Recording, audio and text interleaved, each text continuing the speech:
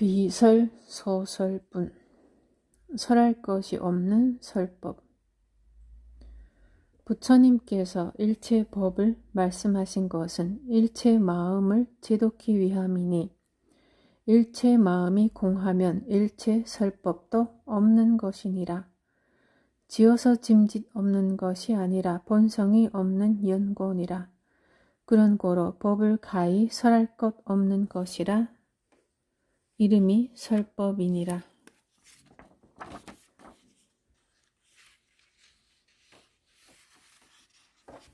자등명, 법등명. 이번에는 수보리가 의심을 표하기 전에 부처님이 먼저 말씀하십니다. 열애가 형상이 아니라면 과연 누가 법을 설하는가?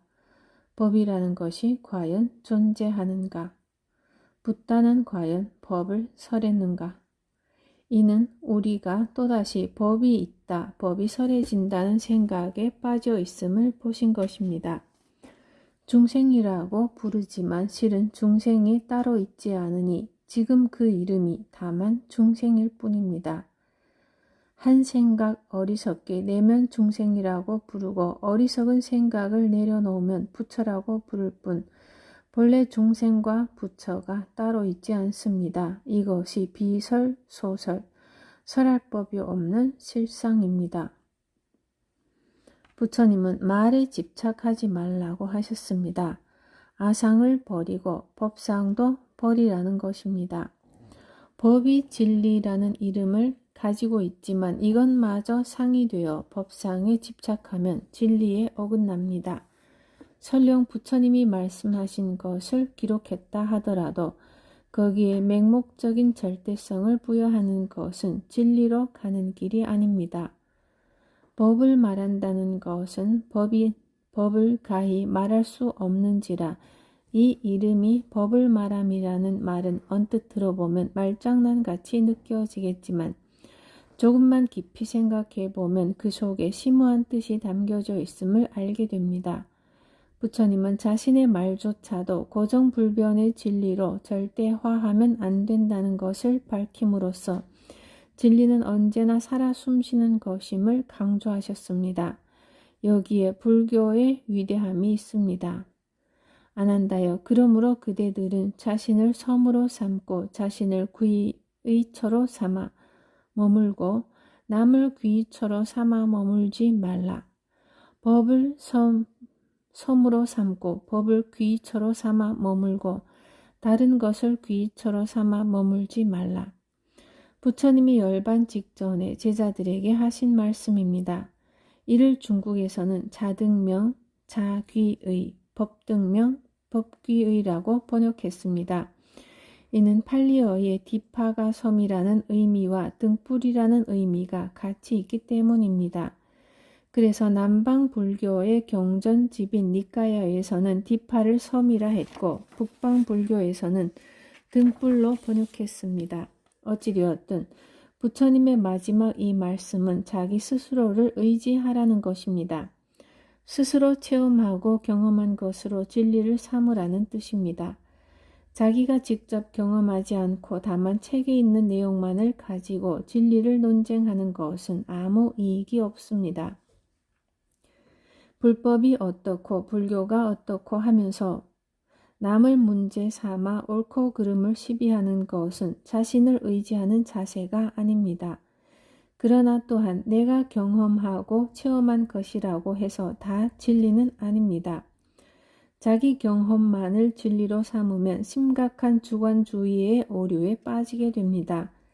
그래서 늘 부처님의 법에 근거해서 자기가 경험한 것이 옳은지를 확인해야 합니다. 이 점을 놓치지 않는다면 스스로 진리임을 내세우는 숱한 주장 속에서도 과연 무엇이 진리인지를 구분해낼 수 있습니다.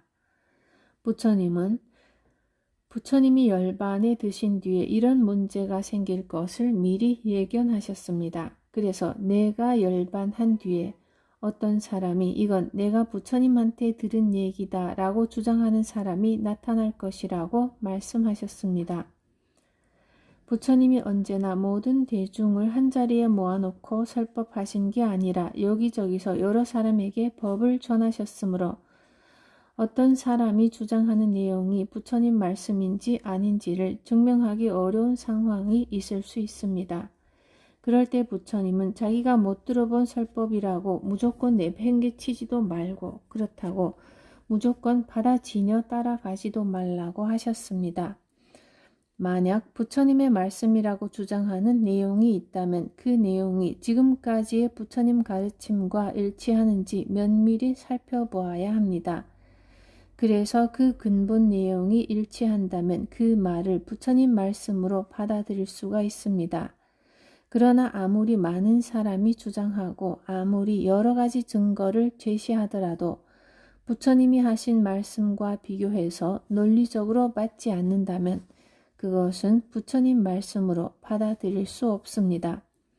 어떤 주장에 부처님이 말씀하셨다는 꼬리표가 붙어 있더라도 그것만으로 무조건 진리라고 단언할 수는 없습니다. 또 설령 부처님 말씀이라고 명시되어 있지 않더라도 지금까지 말씀하신 가르침의 흐름 속에 있는 말씀이라면 우리는 거기서 진리의 한 길을 발견할 수 있습니다. 그렇다면 부처님이 말씀하신 가르침은 무엇일까요? 부처님의 가르침에는 일정한 흐름이 있습니다.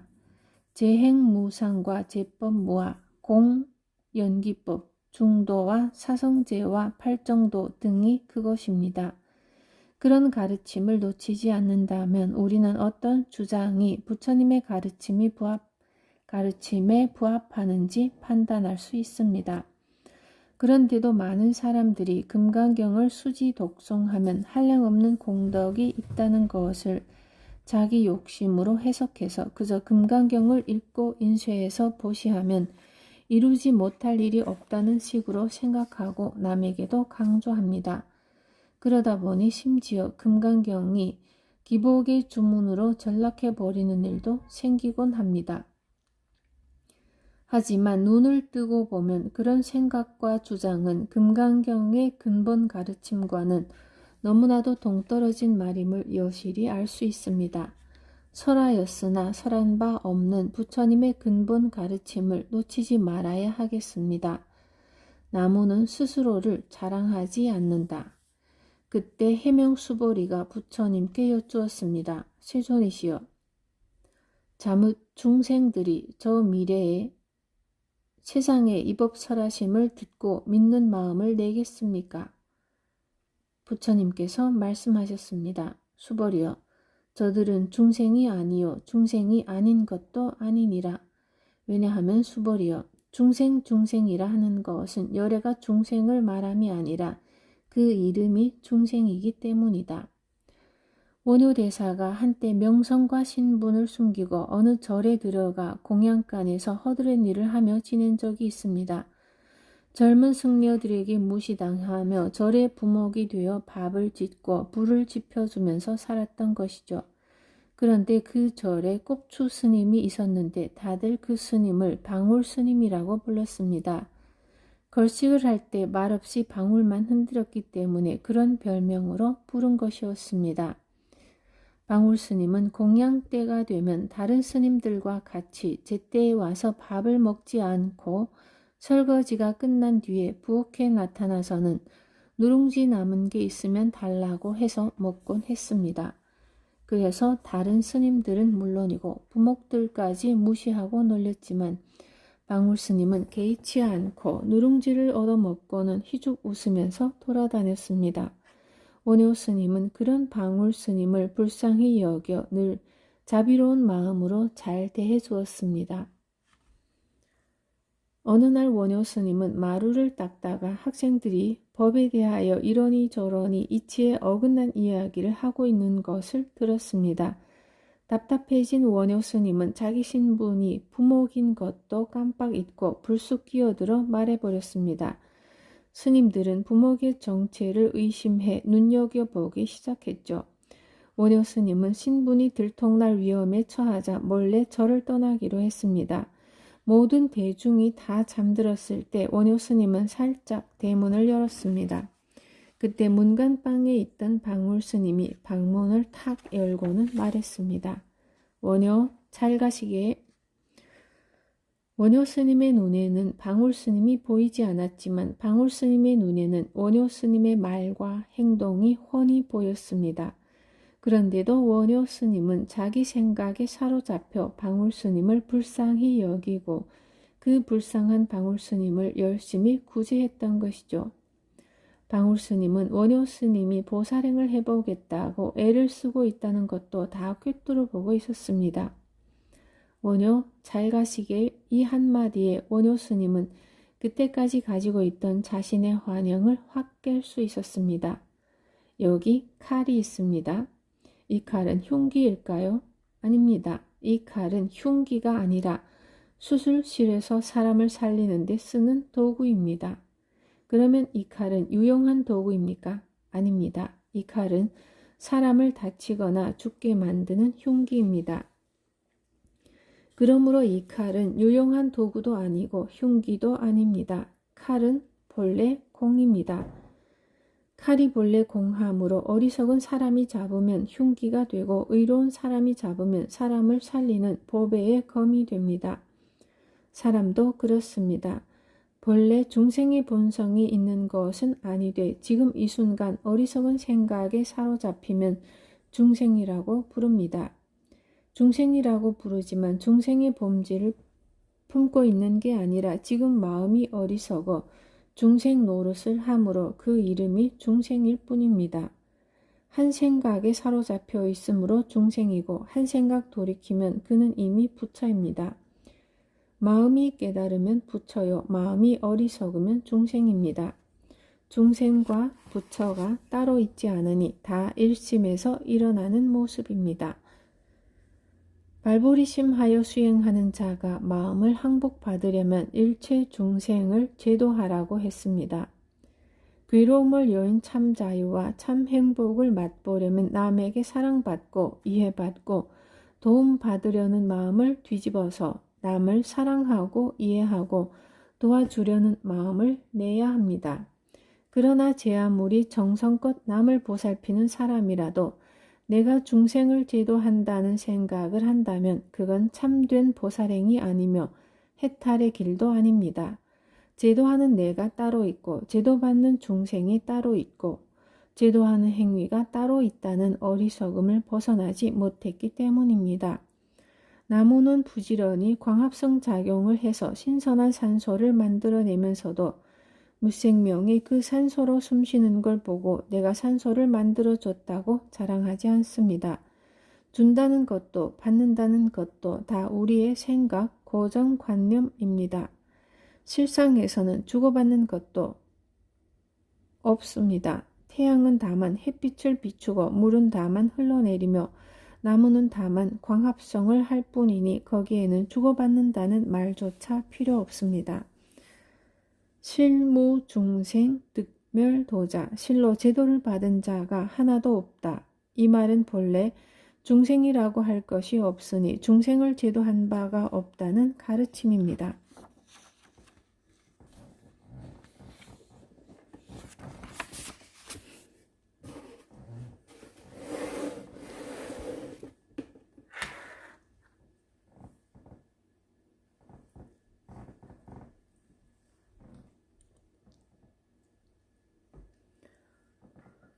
무법 가득분, 얻을 바 없으니, 실로 얻을 바 없으니 중생과 재불이 평등하여 차별이 없는 것이 곧 보리라.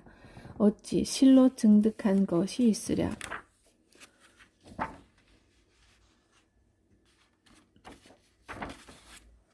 상황은 이미 일어났다. 부처님은 84,000 법문을 설하였으되 실은 한 법도 설한 바가 없습니다.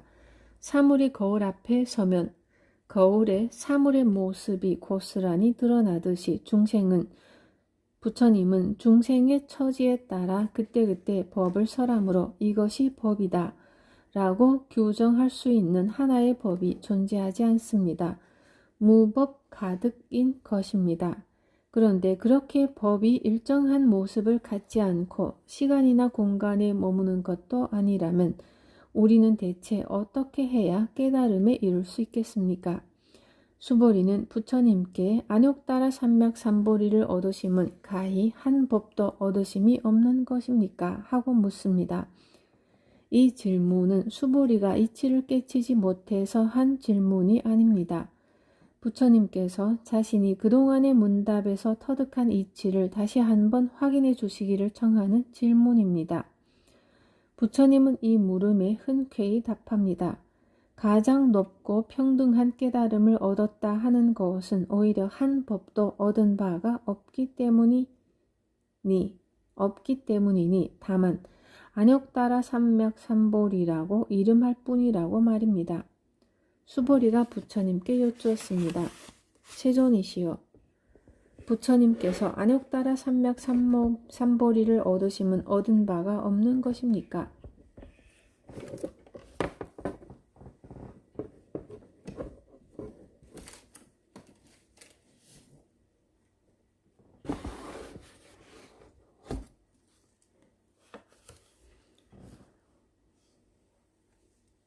부처님께서 말씀하셨습니다. 그렇다 수보리여, 내가 안욕따라 삼맥삼보리 내지 작은 법도 가히 얻은 것이 없으므로 이 이름이 안욕따라 삼맥삼보리라 하느니라. 일체 분별이 끊어진 자리, 더 이상 버릴 것도 얻을 것도 없는 경지에 이르렀을 때 이를 가리켜 최상의 깨달음, 안욕따라 삼맥삼보리를 증득했다고 말합니다. 진리의 실체, 법의 실체가 존재하므로 그것을 얻었다는 뜻이 아닙니다. 어느 것도 정해져 있지 않은 도리를 깨닫는 그 자체가 무유정법입니다.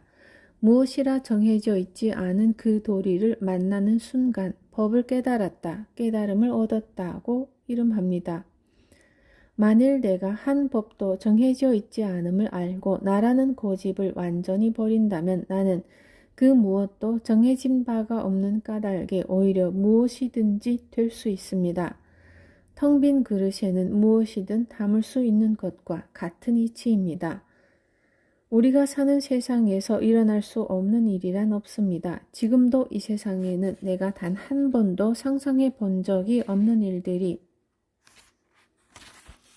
다반사로 일어나고 있습니다. 다만 내가 그것을 나의 일로 느끼지 못할 뿐입니다. 또한 세상을 살다 보면 내 기대나 의지와는 전혀 다른 상황이 벌어지곤 합니다.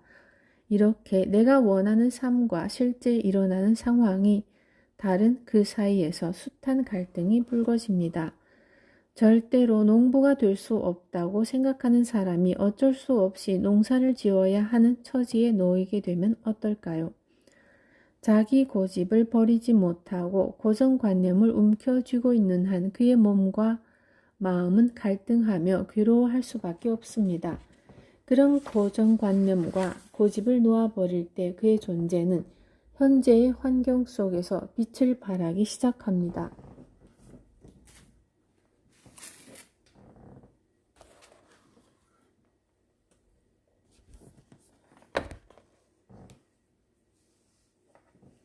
마음의 고집이 존재의 자유를 속박해 자기 본래의 아름다운 빛을 막아버리는 어리석음을 범하며 살아가는 것이 지금 우리의 모습입니다. 운전을 하다가 교통사고가 나서 다쳤다면 병원에 가는 일이 급선무입니다. 상황이 벌어진 뒤에 핸들을 조금만 더 꺾었더라면 하고 후회하는 일은 아무 소용이 없습니다. 그렇게 후회한다고 이미 일어난 상황이 바뀌지 않습니다.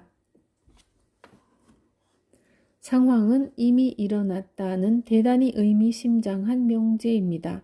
지금의 배우자와 결혼한 상황이 지금의 내 현실입니다. 다른 사람과 결혼했으면 좋았을 걸 하고 생각한들 모두 번뇌에 불과합니다. 나는 저 사람과 맞지 않아 하고 고집하는 마음은 불행을 자초합니다.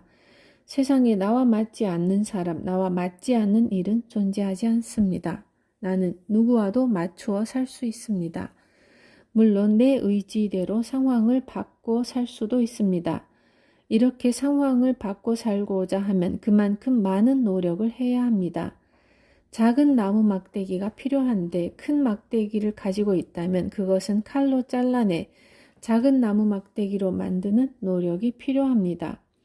주어진 여건을 바꾸려면 노력과 수고를 당연히 여기고 기쁘게 감수해야 합니다. 이것을 확연히 안다면 내 삶을 내가 선택할 수 있습니다. 아무것도 고칠 것이 없지만 삶의 순간순간에 일어나는 상황에 대처하는 자세는 전적으로 그 사람의 문제입니다.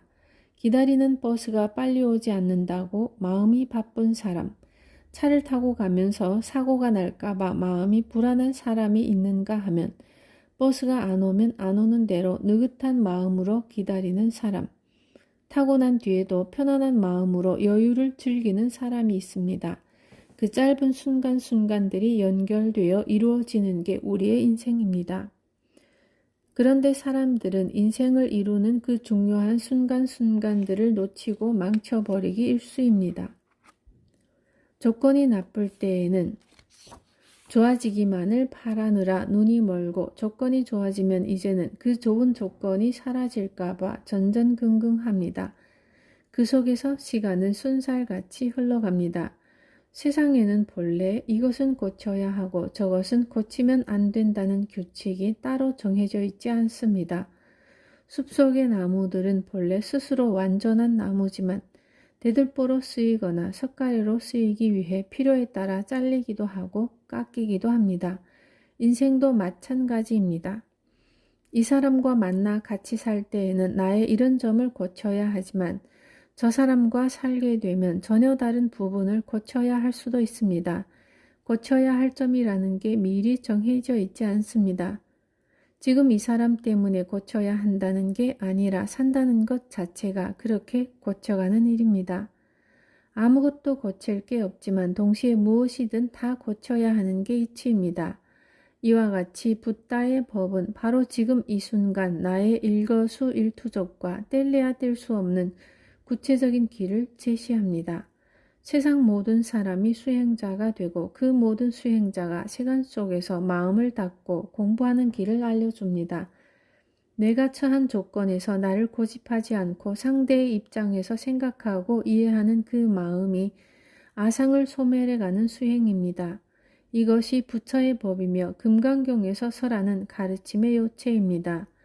누구의 눈치도 보지 않고 당당한 삶을 살아가되 나를 고집해서 잘났다거나 못났다는 생각에 사로잡히는 어리석은 분별에서 벗어나야 합니다. 수행에는 본래 정해진 방법이 없습니다. 언제 어디서나 진실을 깨달으면 그것이 최고의 수행입니다.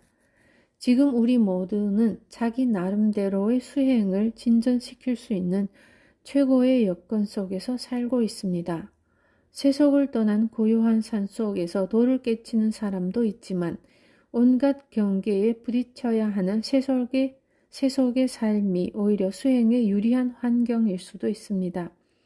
끊임없이 부딪히고 나를 고집하고 경계에 휘둘리는 일상의 순간순간을 포착해 거기에 반응하는 내 일거수일투족을 알아차리고 마음의 뿌리를 찾아간다면 부처님 가르침을 따르는 부처님의 참된 제자라고 할 수 있습니다.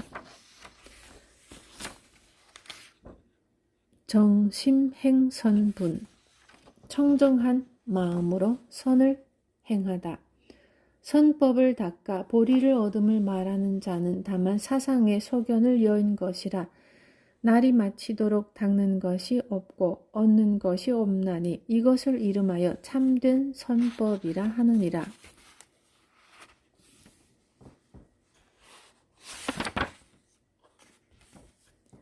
있는 그대로의 세상. 깨달았다는 생각이 없는 마음, 법을 모양짓지 않는 마음, 중생을 구분하지 않는 마음을 정심이라고 합니다. 정심은 깨끗한 마음입니다. 욕심 없는 마음, 번뇌 없는 마음, 집착 없는 마음, 참으로 깨끗해서 티끌 한 점 없는 청정무구의 마음이 정심입니다. 하지만 깨끗한 마음이라 해서 더러움과 깨끗함이 따로 있는 속에서 더러움을 버리고 깨끗함을 취한다는 뜻이 아닙니다. 깨끗한 마음이란 더럽고 깨끗함의 구별이 본래 없는 줄을 알고 깨끗한 마음이란 더럽고 깨끗함의 구별이 본래 없는 줄을 알고 아무 분별을 일으키지 않는 마음입니다. 또한 진실로 선한 행동은 아무 바라는 마음 없이 자신이 행한다는 생각마저도 없이 행해집니다. 정심행선은 그래서 무리 자기 모습을 고집하지 않고 담기는 그릇에 따라 모양을 바꾸듯 그렇게 자연스러운 행을 말합니다. 정심은 어디에도 집착하지 않는 무주의 마음이고 어떠한 형상도 짓지 않는 무상의 마음입니다. 또한 일체 분별을 일으키지 않는 무념의 마음이기도 합니다. 생각을 일으킬지라도 집착의 그림자를 달지 말아야 하고 모양을 짓더라도 거기에 집착하지 않아야 하며 또한 그 모양이 영원하지 않음을 보아야 합니다. 눈에 보이는 모든 형상은 한순간의 모습에 불과해 번갯불 같고 그림자와 같습니다. 모든 모양은 공하여 단지 헛개비일 뿐인 도리를 알 때 비로소 본래의 자기 자리로 돌아갈 수 있습니다. 그러나 우리는 있는 그대로의 세상을 보지 못합니다. 끊임없이 일어나는 마음속의 시비분별로 깨끗함과 더러움, 추함과 아름다움, 좋고 싫음, 옳고 그름, 신성함과 천함, 이로 헤아릴 수 없을 만큼 어지러운 차별상으로 세상을 바라봅니다. 우리의 업식과 관념이 세상을 있는 그대로의 모습으로 보지 못하게 만들기 때문입니다. 내 마음속에 있는 어리석음, 관념의 두꺼운 벽이 무너지면 세상은 있는 그대로의 모습으로 여여하게 다가옵니다. 내 마음이 청정하면 곧 세상이 청정합니다. 유마경에 맑고 깨끗한 불국토를 원하거든 마땅히 그 마음을 깨끗이 하라고 했습니다. 심청정이 곧 국토청정입니다. 내가 어리석음에 갇혀 눈을 감고 있을 때에도 세상은 그 모습 그대로 아무런 차별이 없습니다. 다만 내가 눈을 뜨고 나니 여여한 그 모습이 비로소 눈에 들어오는 것뿐입니다. 아상, 인상, 중생상, 수자상을 떠난 자리 일체의 분별을 끊고 선법을 닦아 행하면 안욕따라 삼맥 삼보리를 얻게 됩니다. 매일같이 절에 다니고 선행을 실천한다 해도 여전히 기대심을 버리지 못하고 시비를 일으키는 마음이 남아있다면 깨달음의 경지에 이르기 어렵습니다. 분별하고 우열을 나누고 복을 구하는 마음을 갖고 있는 한 아무리 열심히 기도하고 선행을 쌓아도 결코 무상정등 정각에 이르지 못합니다. 최상의 깨달음, 언제나 고요한 안심 인명에 이르려면 나와 너를 구별하는 울타리를 깨끗이 걷어버려야 합니다. 물론 상을 여인다는 것이 쉬운 일은 아닙니다. 우리는 오늘도 순간순간 온갖 상에 사로잡혀 살아갑니다. 그러나 쉽지 않다고 해서 결코 불가능한 일은 아닙니다. 부드러운 이불 속에 누워 밤새도록 악몽에 시달리며 괴로워하는 사람처럼 우리는 사실 아무 괴로울 일이 없는데도 저 혼자 생각에 사로잡혀 괴로워하는 것입니다. 바람 불고 비 오고 햇빛 비쳤다가 눈이 오고 그렇게 여러 모습으로 흘러가는 게 세상입니다.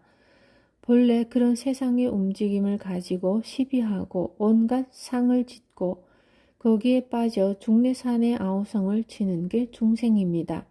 그런 이치를 안다면 모든 괴로움이 상에서 비롯되었음을 안다면 정말로 괴로움에서 벗어나고 싶다면 손에 꽉 움켜쥐고 있는 자기 생각을 내려놓으면 됩니다. 이것이 방하착입니다.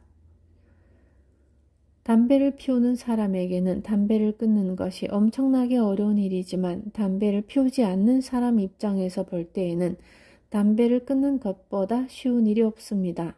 그냥 안 피우면 되는 거지 거기에 뭐 특별한 방법도 필요치 않습니다. 돈 들고 냄새나고 눈치 보이고 건강이 나빠지니 오히려 담배를 피우는 게 어렵지 담배를 끊는 데에는 아무 노력도 필요 없습니다. 물론 담배에 중독된 사람이 들으면 그게 얼마나 어려운데 남의 속도 모르고 그렇게 말하느냐 그러겠지만 이것이 현실이고 사실입니다. 담배를 끊는 방법은 이 순간부터 피우지 않는 것뿐입니다. 다람쥐가 숲속을 뛰어다닐 때 이 바위와 저 바위는 왜 이리 멀고 이 돌은 왜 이렇게 크고 이 나무는 왜 이렇게 높냐고 따지면서 다닙니까? 나무가 높으면 높은 대로 열심히 올라가고 작으면 작은 대로 재빠르게 올라가고 사이가 많이 벌어진 바위는 있는 힘껏 펄쩍 뛰고 가까이 붙어있는 바위는 부지런히 걷고 아무 불평불만 없이 주어진 조건 그대로 살아갑니다. 사람들처럼 하나하나 다 따져가면서 불평불만을 늘어놓자면 다람쥐도 아마 숨이 넘어갈 겁니다. 다람쥐가 어떻게 도토리를 찾습니까? 그냥 찾으러 다닙니다. 이 괴로움에서 어떻게 벗어날 수 있을까요? 그냥 벗어나면 됩니다. 모든 상과 괴로움과 집착 역시 담배를 끊듯이 그냥 내려놓으면 됩니다. 자식에 대한 집착을 그냥 내려놓고 남편에 대해서 집착을 그냥 내려놓고 아내에 대한 집착을 그냥 내려놓으세요. 머리가 아프도록 생각을 많이 하고 괴로워하는 건 단지 오래도록 습관이 되어버린 망상이 나도 모르게 일어나기 때문입니다. 지금의 괴로움에서 벗어나고 싶다면 꽉 움켜쥐고 있는 자기 생각만 내려놓으면 그만입니다.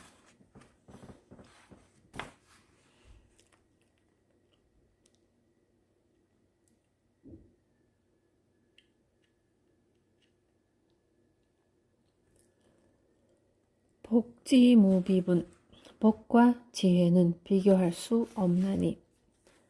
칠보로 보시함은 상에 탐착하여 이익을 구하는 것이지만 반야는 사상의 소견을 여인 것이니 능히 생사를 해탈함입니다.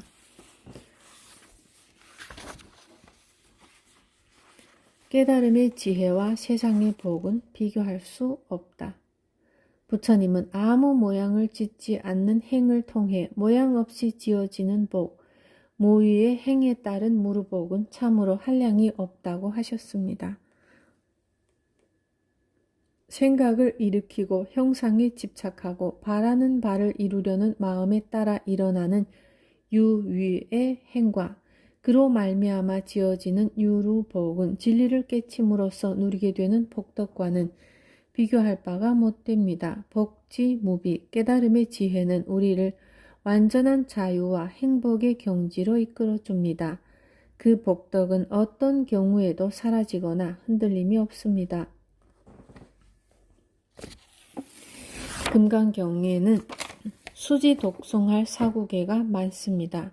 그중 대표적인 사구계를 살펴보면 모든 상에는 고정된 실체가 없으므로 상에 대한 집착을 버릴 때 비로소 세상의 참모습을 보고 자유로운 삶을 살아갈 수 있는 제5 열이 실견분의 범소유상, 개시허망, 약견, 재상, 비상, 즉견열애, 제10 장엄정토분의 불응주색생심, 불응주성향미촉법 생심,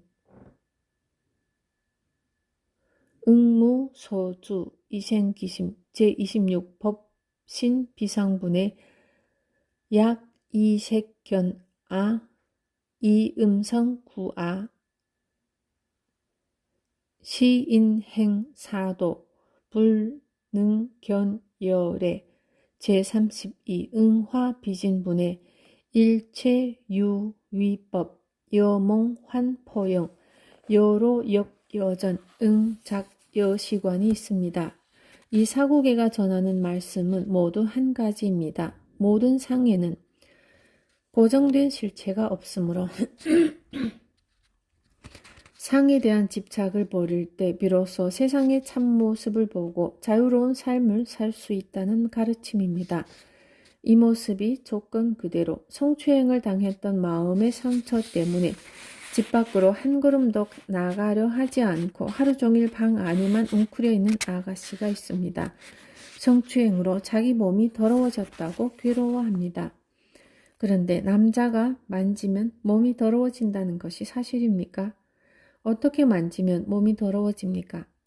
팔을 만지는 건 그래도 괜찮고 가슴을 만지면 더러워집니까?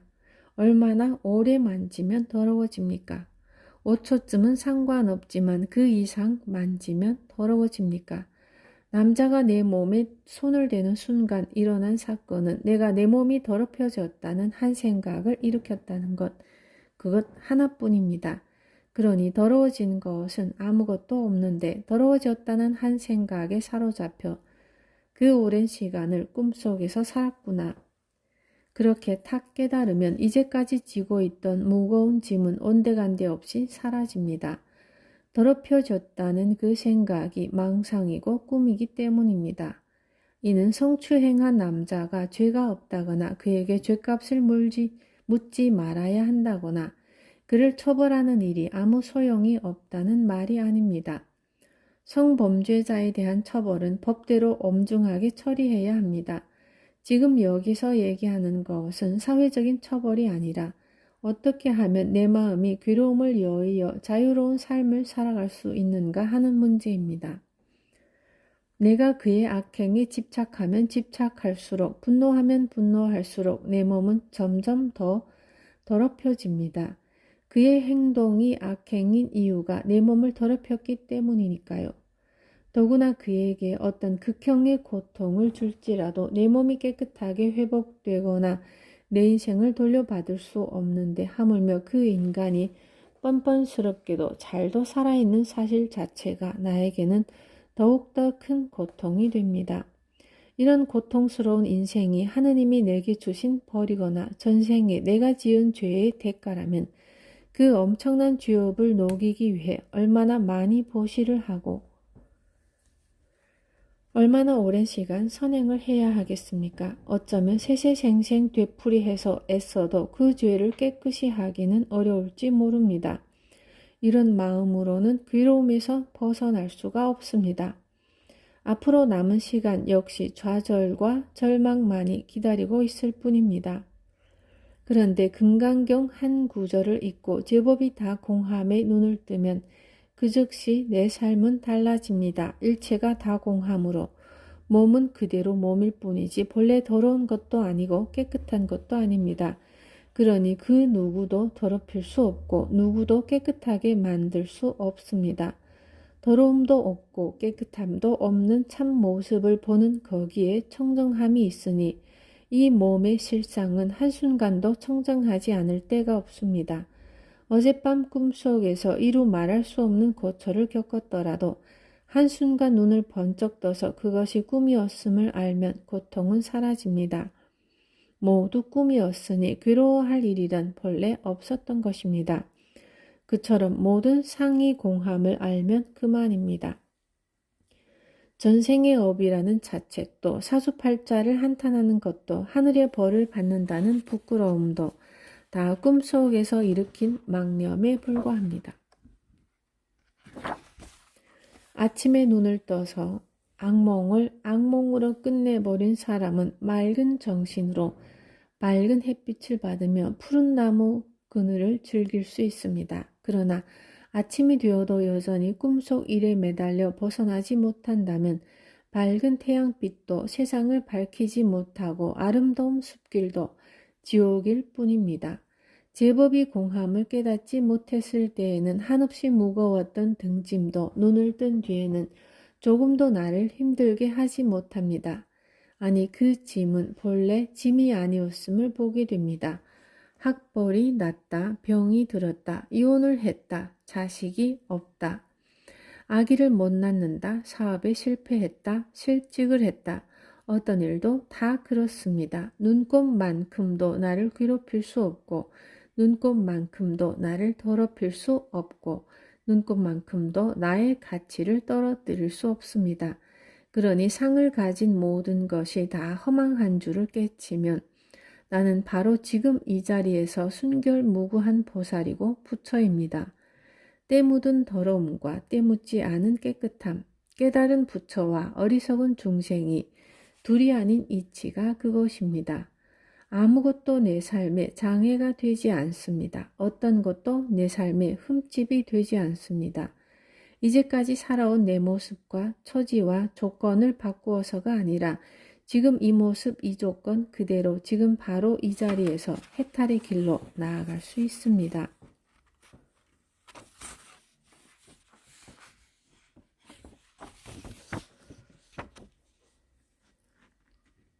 화무, 소화분. 교화하여도 교화함이 없으니 열애가 중생을 제도한 생각이 있다고 말하지 마라. 내가 이 생각이 있다면 곧 범부이니라. 그러나 열애가 범부를 말한 것은 오히려 범부가 아니거든. 어찌 가히 열애가 나라는 생각을 두리오 하심이니 저 반야 현지가 이에 극함이로다.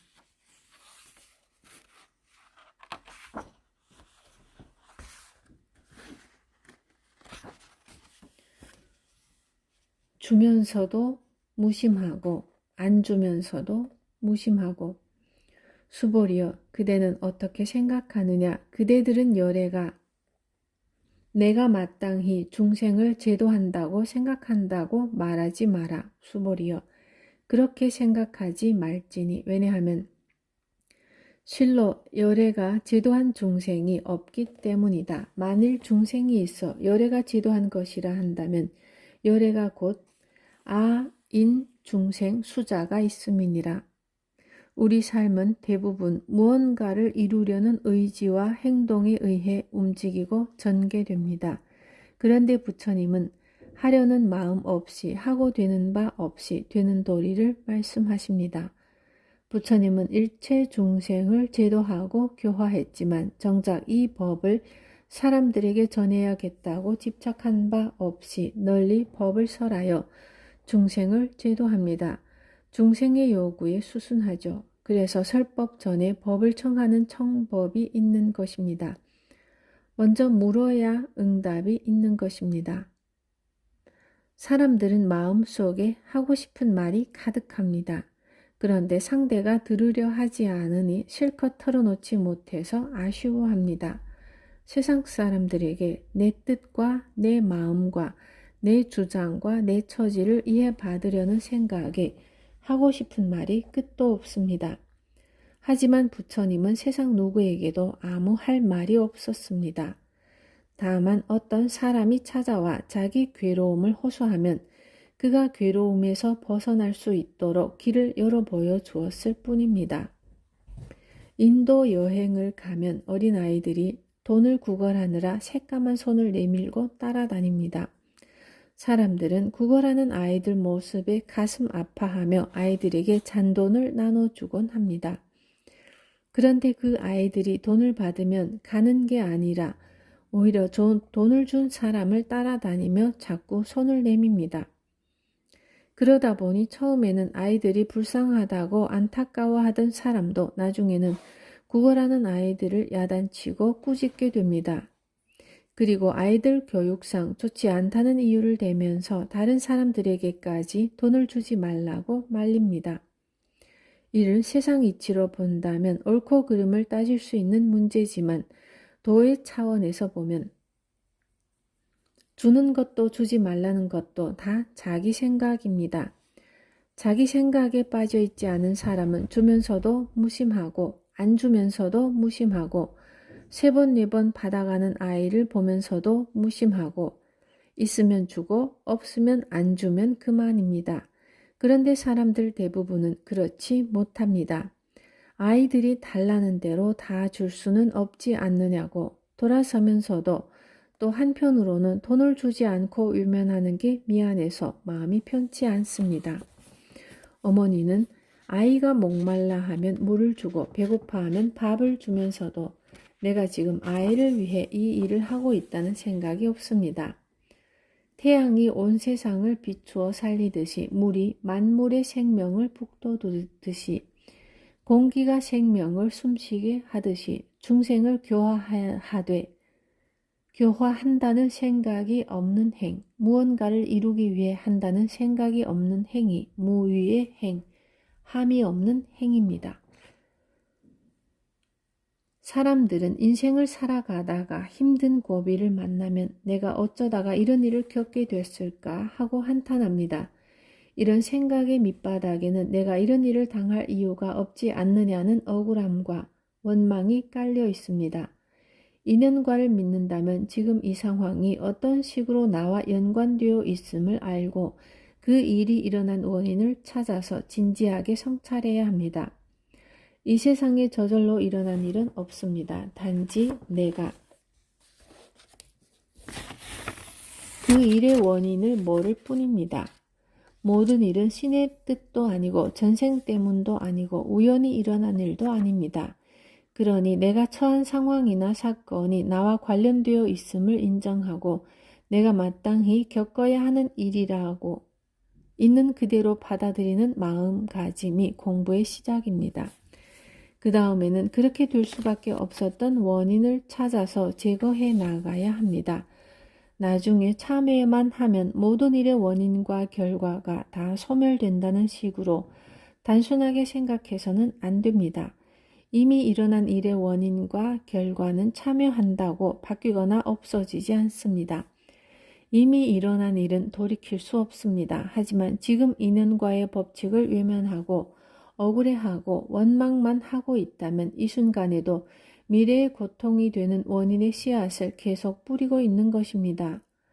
이미 뿌려진 씨앗의 결과는 받아들이되 다시는 그런 씨앗을 뿌리지 않으려는 노력을 해야 합니다. 계율을 지키는 것은 더는 어리석은 씨앗을 뿌리지 않으려는 노력입니다. 살아있는 목숨을 해치지 않는다. 주지 않는 남의 물건을 가지지 않는다. 거짓말하지 않는다. 삿된 음행을 하지 않는다. 중독성 물질을 섭취하지 않는다. 이것이 5개입니다.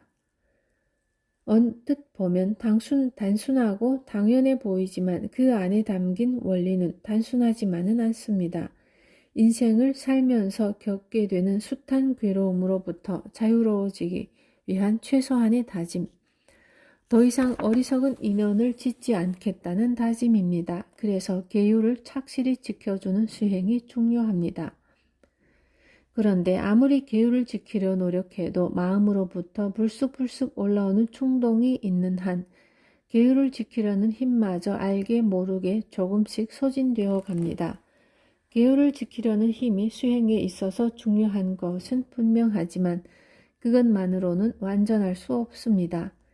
해일의 피해를 막기 위해 아무리 튼튼한 방파제를 쌓아놓아도 거대한 쓰나미가 몰려오면 방파제만으로는 그 힘을 견디지 못하는 것과 같습니다. 마음속에 바람이 불지 않도록 정진해야 합니다. 그러기 위해서는 내 자신을 차분히 관찰하는 노력이 필요합니다. 고요히 살펴보면 순간순간 무수한 마음들이 일어나고 사라지는 것을 볼 수 있습니다. 화가 나고 미움이 일어나고 슬픔이 생기는 내 마음을 바라볼 수 있어야 합니다. 지금 이 순간 화를 내며 괴로워하는 사람은 다른 누가 아니라 바로 나 자신입니다. 내 화의 책임이 어디 다른 데 있는 게 아니라 내 자신에게 있습니다. 그러면 도대체 화는 왜 일어날까요?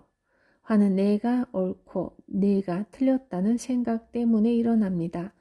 그리고 그렇게 옳고 그름을 가르는 이유는 사사건건 매사를 분별하는 습관 때문입니다. 그런데 잘잘못을 따지는 기준이라는 것이 각자 살아온 경험과 환경 그리고 그 속에서 형성된 가치관이나 관념의 지배를 받기 마련이라서 절대불변의 일반적인 잣대는 존재하지 않습니다.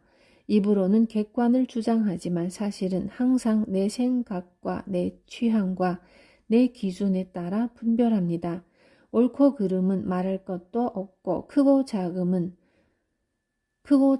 구분, 늦거나 빠르다는 판단, 맛있고 맛없다는 느낌까지 그렇습니다. 이런 주관적인 옳고 그름의 분별이 생기면 그 분별에 따라 화가 일어나는 것입니다.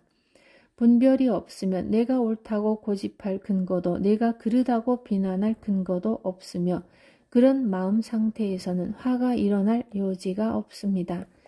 그러니 화가 나는 이유가 내가 옳다는 생각에 있는 줄을 알고 그 분별의 기준이 공한 줄을 알면 어리석은 인연의 씨앗을 뿌리는 악순환에서 벗어날 수가 있습니다. 또한 내가 있다는 고정관념을 가져서도 안 되지만 반대로 내가 없다는 고정관념 또한 경계해야 합니다. 이 세상이 전부 똑같거나 또는 서로 다르다는 고정관념은 다 헛된 망상, 자기 고집에 불과합니다. 밖의 경계에 반응을 일으키는 주관적 요인, 근본 원인을 관찰해야 합니다. 바깥 경계가 부딪혀 오기 전에 이미 주체의 내부에는 경계에 반응할 씨앗이 숨어 있습니다. 경계에 부딪힘으로써 씨앗이 생겨나는 게 아니라 애초부터 내면의 씨앗을 간직하고 있는 것입니다. 어떤 경계인지에 따라서 싹이 트는 모양이 다를 수도 있습니다. 아예 싹이 틀 만한 환경과 부딪히지 않으면 싹이 자라지 않을 수도 있습니다. 하지만 어쨌든 그 싹의 씨앗은 이미 내 안에 있었던 것입니다. 이것이 인연의 법칙입니다. 싹이 트지 않았다고 해서 내 안에 씨앗이 없는 게 아닙니다. 어느 날 갑자기 싹이 텄다고 해서 없던 씨앗이 바깥에서 들어온 것도 아닙니다. 연이란 밭과 같습니다. 그 밭에서 보리가 자라는가 콩이 자라는가는 어떤 씨앗을 심었느냐에 달렸습니다. 심은 씨앗의 차이가 내 안에 숨어있는 인의 작용입니다. 지금 내 안에 인이라는 씨앗이 있더라도 바깥 경계에 따라 연이라는 조건과 만나지 않으면 씨앗은 싹이 트지 않습니다. 인과 연이 부딪혀야만 과가 일어납니다. 이것이 인연과의 원리입니다. 경계에 대처하는 두 가지 길. 경계를 만나 대처하는 데는 두 가지 길이 있습니다. 하나는 원인을 고치기보다 객관적 상황을 바꾸는 방법입니다. 직장에서 갈등이 있을 때 직장을 그만둬 버리는 것은 다른 조건을 선택함으로써 문제를 해결하는 것입니다. 다른 하나는 객관적 상황을 바꾸기에 앞서 자기 내부의 원인을 바꾸려고 노력하는 방법입니다. 나의 어떤 점이 직장에서 갈등을 만들고 있는지 원인을 찾아서 고치는 것입니다. 이처럼 세상을 살아가는 데에는 조건에 맞추어 나를 바꾸는 길이 있는가 하면 나는 그대로 두고 내게 맞는 조건을 선택하는 길도 있습니다. 이 두 가지 길 가운데 어느 것이 좋고 나쁜가를 논하는 것은 중요하지 않습니다. 또 어느 한쪽만을 선택하면서 살 수 있는 것도 아닙니다. 주어진 조건을 바꿀 수 없는 상황이라면 나를 변화시키지 않을 수 없고 주변 조건은 바꿀 수 있지만 내 성향은 바꾸기가 어려운 형편이라면 일단 나에게 맞는 상황을 선택할 수 있습니다. 그때그때 상황에 따라 적당한 길을 선택하면 됩니다.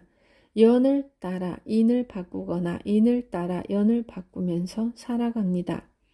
하지만 근원적 관점에서 볼 때 어떤 경계에 처하더라도 과보가 일어나지 않으려면 인을 소멸시키면 됩니다. 인과 연이 결합하지 않으면 과는 일어나지 않는데 언제 어느 때건 내 의지로서 소멸시킬 수 있는 것이 인이기 때문입니다. 나라는 씨앗을 고집하지 않으면 씨앗이 씨앗으로서의 역할을 하지 못하므로 아무런 걸림도, 부딪힘도, 갈등도 나타나지 않습니다. 그러니 상에 집착하는 업식을 소멸하는 것이 그만큼 중요합니다. 아상, 인상, 중생상, 수자상이 사라지면 어떤 상황과 마주쳐도 부딪힐 만한 것이 없습니다. 허공을 향해 칼을 휘둘러서는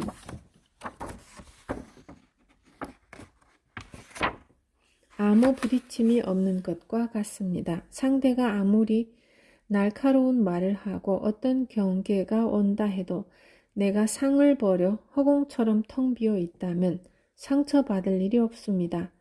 나를 비워서 인을 없앤다면 어떤 연을 만나도 흔들리지 않습니다.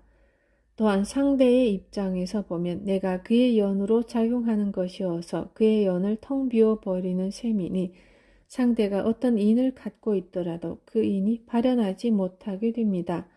선연이라면 증강시키고 악연이면 순화시킵니다. 그렇게 내 씨앗을 고쳐나가는 것이 수행의 요체이고 이런 수행은 주변 사람들을 모두 행복하게 합니다. 내가 행복해지는 길과 내가 행복해지는 길이 둘로 나뉘지 않고 한 길에 놓여 있습니다. 인연과를 모르는 사람은 벽을 향해 던진 공이 다시 튀어오를 거라고 예측하지 못하는 사람과 같습니다. 그런 사람은 제 손으로 공을 던져놓고도 튕겨져 나오는 공을 보고 당황합니다. 그러나 벽에 부딪힌 공은 반드시 튀어나오기 마련이고 그 이치를 아는 사람이 공이 튀어 돌아온다는 사실에 연연하지 않습니다. 원인을 지은 대로 결과가 따른다는 것을 아는 사람도 그와 같습니다. 결과가 지금 즉시 나타나지 않는다 해도 언젠가는 반드시 돌아오리라는 것을 알기에 의연한 태도로 결과에 연연하지 않습니다. 과보가 있느냐 없느냐, 오늘 오느냐 내일 오느냐 전전긍긍하지 않습니다.